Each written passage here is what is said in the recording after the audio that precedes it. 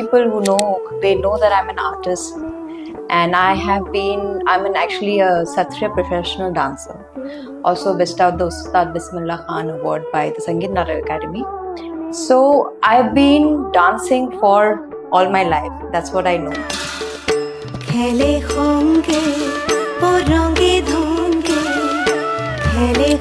নমস্কাৰ মই মৃদুস্মিতা দাস বৰা আৰু মই মোৰ চাৰিজনীয়া দল লৈ এবাৰ গৈ আছো 2025 ৰ বৃহত্তৰ লণ্ডন বিহুলৈ আৰু এবাৰ এপ্ৰিলত অসমীয়া সমাজৰ মাজত আমি আমাৰ সত্ৰীয়া পৰিবেশন কৰিম so let's celebrate Bihu in London this time thank U